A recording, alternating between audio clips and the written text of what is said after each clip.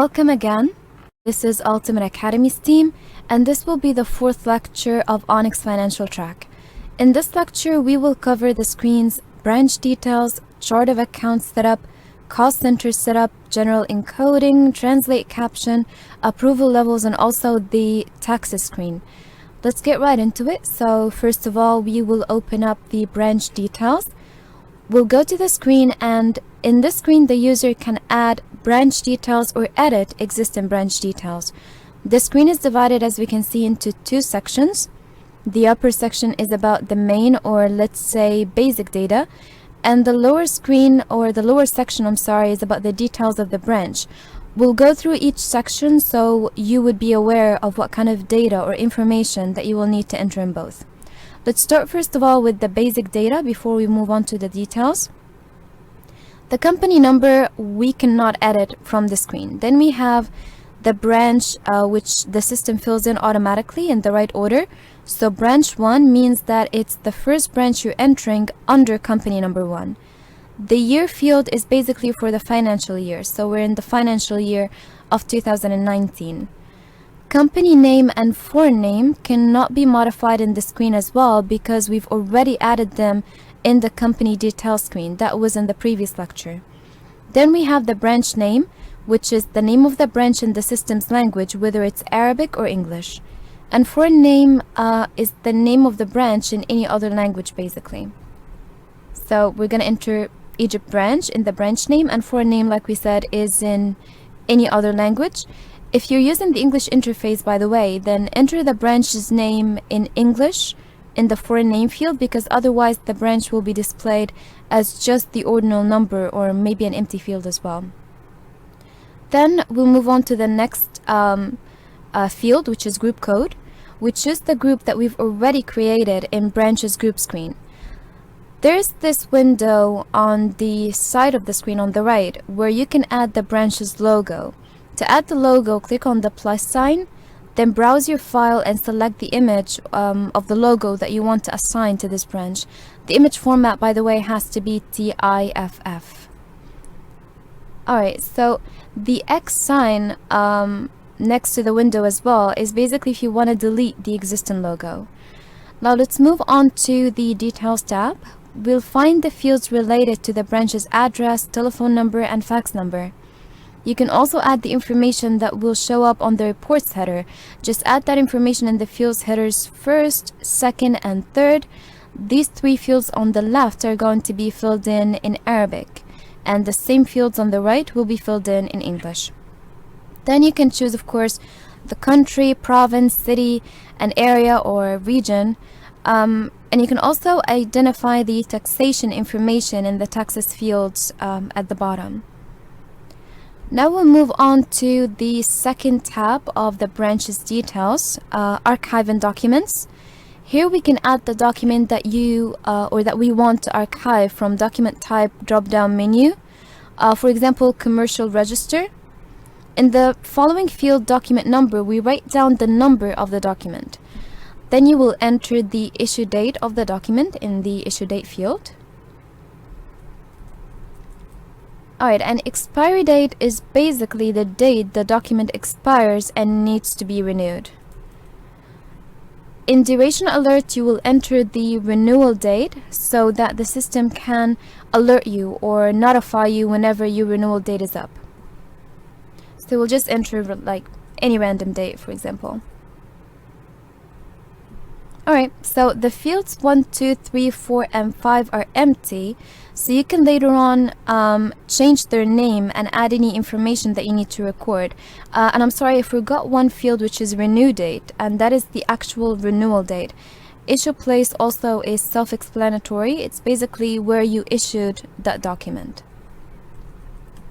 Alright, and issue place, we will just, enter the name of the place or the name of the office where we got that document issued. Alright, and that's basically everything for this screen. Moving on to chart of accounts setup, where you can basically identify the accounts types, classification, and reports as well. You can also add accounts groups. So you'll see that it's divided into 4 tabs: account type, account groups, account classification, and account reports type. Account report types. So we'll start with account types, which can either be main or sub-accounts. The most important checkbox in this table here is affected by transactions. We'll check the sub-accounts as they will be the ones affected by the transactions, otherwise nothing will be affected. Alright, so the next tab is accounts groups. If you're using accounts tree method while creating your chart of accounts, then you don't necessarily have to add anything in the screen, but you can if you want to. But if you're using other methods, for example the bulk or group methods to create your chart of accounts, then it's absolutely necessary to add your groups like assets, liabilities, expenses, and revenue. The third tab is accounts classification. Here we combine the homogeneous accounts that are of different nature, like the vendor's accounts, for example. It reflects on liabilities account. Suppliers advance payments, however, reflects on the assets account. So here we're talking about vendors accounts in general, which are homogeneous, but each of these accounts has a different nature. So now we can classify the vendors. The number will also appear automatically. In the classification name, we will add the name of the classification. For example, vendor statement. Alright, so in foreign name, if you're using English interface, write down the classification name in English. If you want to add another classification before you've saved the previous one, then you must manually enter the number of this classification. But if you've already saved the previous classification, then the number will be added automatically, and the rest of the fields will be filled out just like we learned together. The final tab in the screen, accounts reports type. You can add all types of reports you want, like balance sheet, income statement, and cash flow. The most important note in the screen that you have to check the balance sheet from the right. So we'll enter the type name and foreign name. I guess we've already established how to add that part and in which language. Number, type, and foreign name will be filled, of course, as we can see.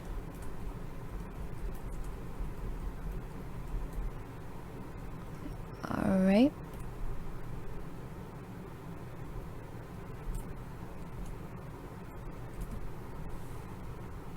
Alright, and then we'll save. Moving on. Now let's talk about cost center setup. First of all, the aim of the screen is to define cost center types and add cost center groups according to the company's financial policy and management. We have two tabs, cost center types, where you can add the cost center type, either sub or main. Don't forget to check any sub cost center for it to be affected by transaction, by the way, so the checkbox is on the right. The second tab is the cost center groups, and from this tab you can basically create cost center groups according to the nature of the business, like for example production cost centers and managerial cost centers. Alright, so let's open up the following screen, which is general encoding. And we want to also bring up branch details so we can so you'll be able to demonstrate what we're about to explain next. So the purpose of general encoding is to encode specific fields that you have in some screens, which you will actually find in this table. Let's see an example. If we bring up branch documents, we'll select it from the table first, and we'll have a look at the screen as well as a quick reminder of what it looks like so we can view the changes afterwards.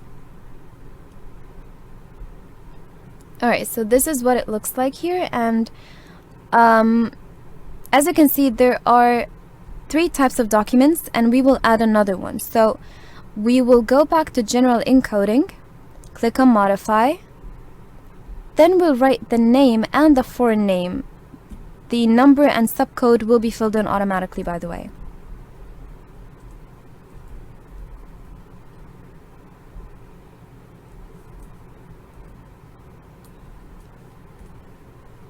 Alright, so we've already established that foreign name is going to be in English. And on the right, you'll see the checkbox that says inactive. If we check it, then the system will automatically record the date this change was made and by which user. In inactive reason, of course, you can specify why you have deactivated this document. Now let's go back to Archive and Documents to see the changes that we've made.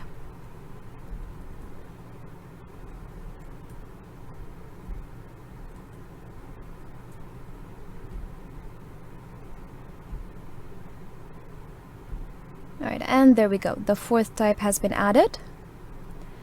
Alright, so in the system tree, the next two screens in order are administrative structure types and employees data encoding. These are managerial screens and they will be covered in Onyx HR track, not the financial track. Now let's move on to translate caption. This screen gives you the option to rename additional fields throughout the screen. So if you click on edit right away, the system will give you an error message to enter the details to modify. So you can actually, you will actually need to choose first the screen which contains the fields that you want to edit to change their names. You can do that by clicking on view, then you choose the screen you want from this window. Or you can just click once on search, and if you know the number of the screen, you can just type it down and click again on search. The system will populate the screen's details in the table below. There's also another way. Click twice on search, then use the left and right arrows to navigate between the screens. After you've selected the screen, click on modify, then just change the names to whatever you want. On a side note, by the way, if you're using the English interface, then just change the English fields.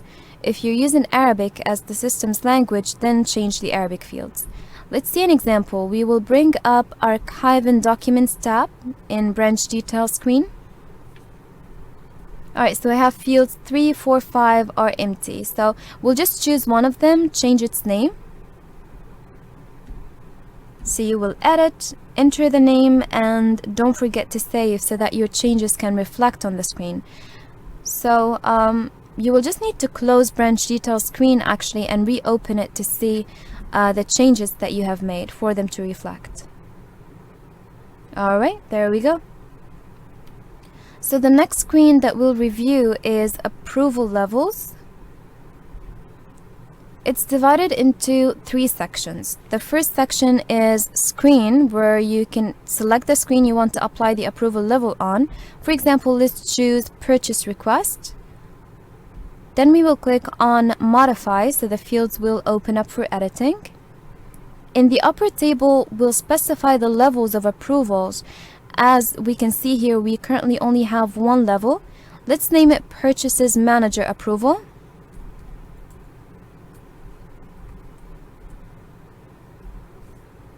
Alright, so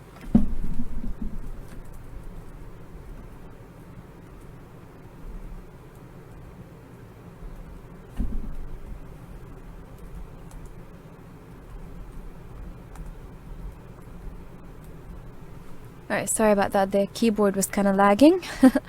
And in the lower table, we will specify the user who will be granted the approval. So for example, level 1, which is Purchases Manager Approval, will be given to the Purchases Manager, or for now we'll just give it to the administrator because that's the only user that we have recorded. By the way, to bring up the list of the users, you will just click on F9 and select the specific user. Alright, so that is pretty much everything for the screen. Now we'll move on to Taxes Slide screen.